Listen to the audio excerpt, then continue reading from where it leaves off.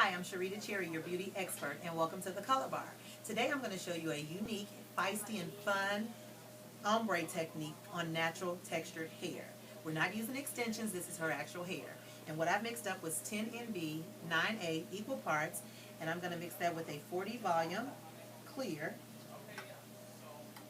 And we're going to stir that up consistency until it makes like a cake-like consistency, like a cake batter, as you can see that. And you want to make sure that you have your timer and your brush. As you can see, I already have her separated into 4 quadrants. Okay, as you can see, it's like a cake-like consistency, so you want to make sure that it's thoroughly mixed. And then as a colorist, you know my mind started going crazy as I began to mix this color. And I decided to mix some DPL with 5 volume. And you see I have my foils here because we're going to freestyle some highlights just to give her a little dimension in her ombre technique. So now we're going to go and get started. Okay, basically you want to make sure that you're going through the ends of her hair strand. And because this is at the bottom, you don't want a line of demarcation, so you kind of want to freestyle. If you can see that up there, just to kind of give it a blending effect coming down.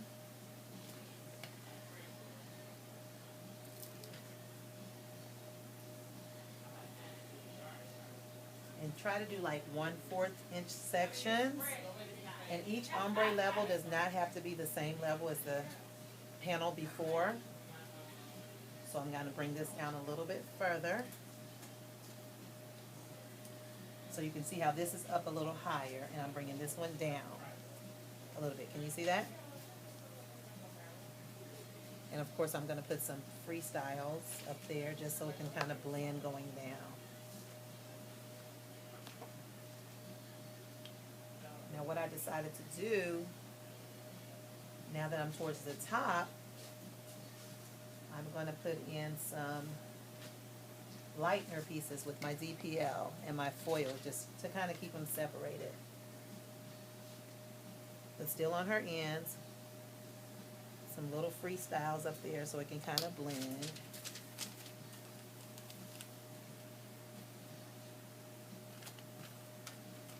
And if it's safer for you to close this up, if you feel safe and have a little bit more control, if you think it'll give you a little bit more control, you can separate it with the foil like that. And then just go back to your blending technique. So I'm going to bring it down a little bit further on this part. Closer to the ends, but further from the shaft.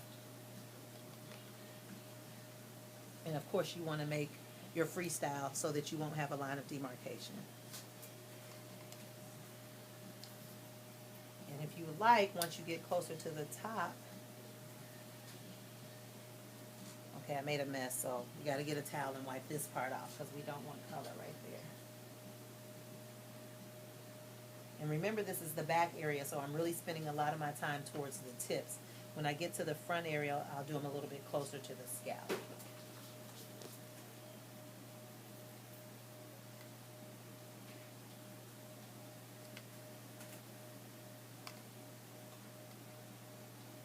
I'm on this top panel. I'm really doing this one closer to the end. So as you can see, I have the different panels, but each one of them have, one's a little bit lower, one's a little bit higher, and then we have our freestyle coloring so that it won't have that line of demarcation. And I just have one little blind patch right there, and I'm going to do this all the way around. Okay, as you can see, I've completed her back panels. And I'm going to do her front panels. However, she has some different layers in here, so you want to make sure that you separate these so you'll know which strands to kind of go with. So you can see this is kind of a little shorter and this is a little bit longer. But what happens if you even them together, you're going to make this go too high on the ombre technique. So what you want to do is kind of separate them. And since I'm putting some blonde ones kind of towards her face, I'm going to go in and separate this. And I want you to really see her blonde panels.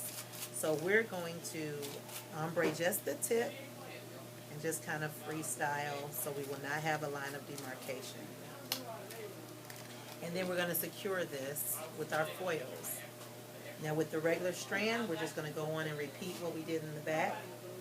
And as I mentioned to you on the front side, on the ends when you're at the base of the hair, you don't have to go so far up. However, when you get closer to the tips, or the front side, you want to make sure that you go up a little bit more. And this technique with her hair, because it is human hair, it's not extensions, it can get a little messy, so have some extra towels to tap on and to touch.